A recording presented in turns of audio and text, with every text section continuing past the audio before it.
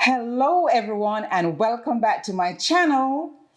Today I'm making my herbal tonic, herbal tea, and I just want to show you my process and the types of herbs that I'm using and why. So into my bag of tricks, my little chest of herbs. This is the iron tea chest. And these are my herbs. So the very first one is Chaparral. Not quite sure if you can see it there. And I'm choosing that one because Chaparral is a very good herb to clean the lymphatic system. So in here I have probably about 20 different herbs. And what I tend to do is to go through and I would select about 7 to infuse as my tonic, depending on what I'm trying to do. So that's Chaparral.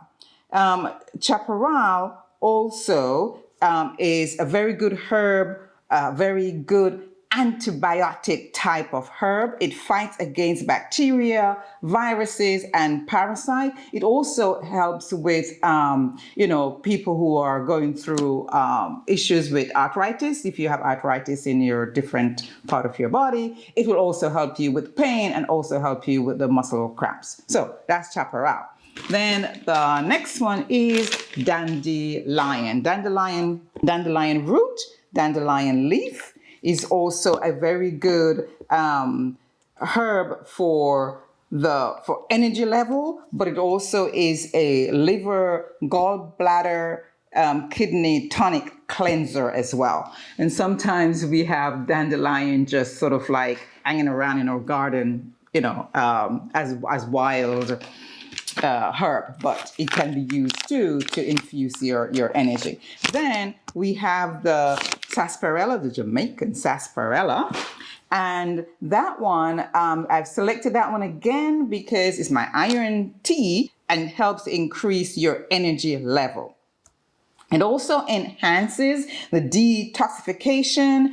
Now, here's one of my favorite.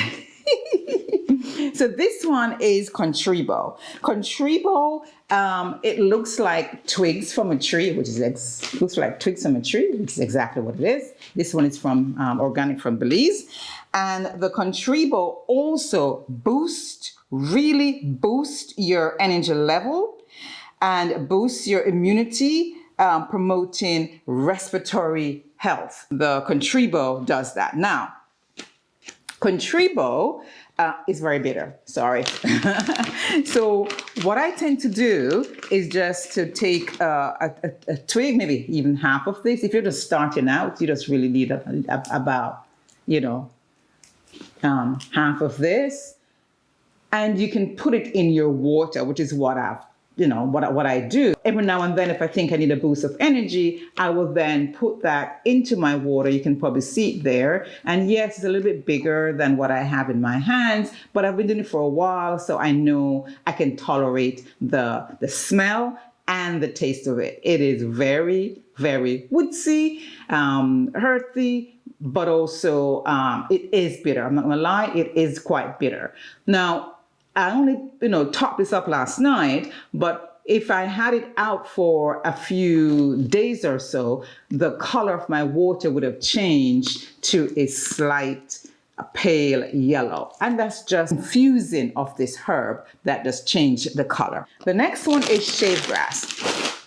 Shave grass is a bone and connectivity tissue wellness. Is high in silica, which is converted into calcium for the liver. But yeah, so because I know that I need silica, that's one of the reasons why I'm choosing this shave grass to help strengthen my body, increase my energy level, but also to give me that infuse of that silica that I need. Okay. Then we are moving on to, for you, Blessed Thistle. So Blessed Thistle, I'm sure a lot of people already know about. It aids in the circulation, with the circulation issues. It reduces inflammation and helps to purify the blood, soothes indigestion and help with regulating blood pressure and any kind of stomach ulcer that you may be suffering from. Then we move on to nettle root. Also, quite a few people may know about the nettle root. The nettle root, or stinging nettle, has this very alkalizing effect on the body. So that's why that one got selected into my herbal mix. It is a very good herbal antibiotic. It fights against bacteria, viruses, parasites, and can also help with any kind of arthritis issue that one might be going through. Alfalfa, as you know, it has a very good alkalizing effect on the body and is very, very high in various nutrition. Then the last one is Cleavers. And I'm using that one because it's also good for the lymphatic system, very good lymphatic herb. It's a blood cleanser, and it basically helps to clean, tone, and strengthen the body. So that's the reason why I've chosen all these herbs to add to my iron tea that I'll be making. I do have other herbs in here. I have blue vervain, I have cerasee, I have elderberry, red clover, rhubarb root, what is this one? Burdock root, and some cascara. So I just go into my little bin and I just choose the 7, maximum 8 that I need, combine them, infuse them into a tea. So I'm going to show you now exactly how I go about doing that. So what do I need? So you need a nice clean glass jar for your herbs. And today I'm making a batch using a 1/2 cup of each of these herbs. And then for my Contribo, I am going to put this nice fat guy right here. That's 1, but I think I can handle more. So I'm going to put 2. And again, remember, the longer it soaks, the stronger it gets, which means the more potent it also gets. So you pick your level in terms of what you can tolerate, okay? All right. And to that, I am just going to add my mineral water, purified, alkaline water, purified water, spring water, whatever water you're choosing to use.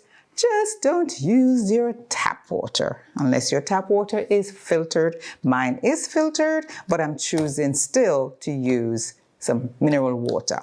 Okay, now what we're going to do is to put in some my water in.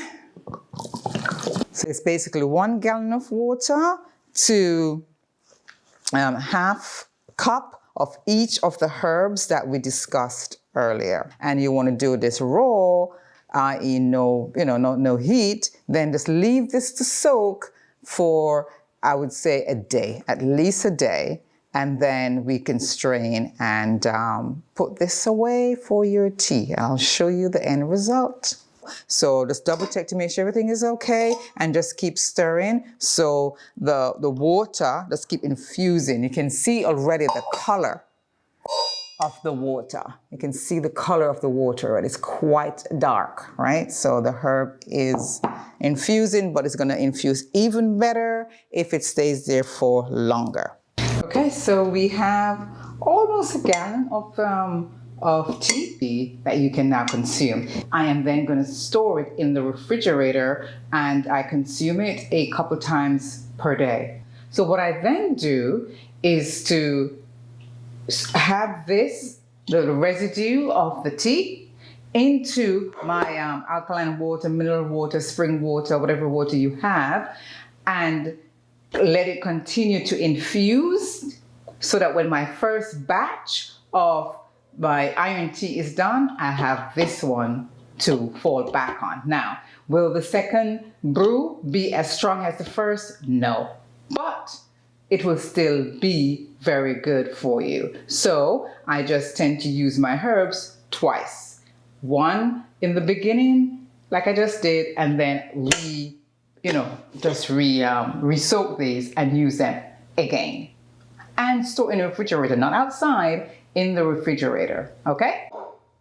Awesome.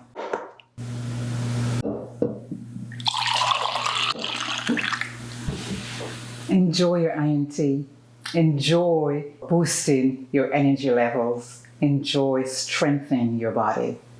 Cheers, guys.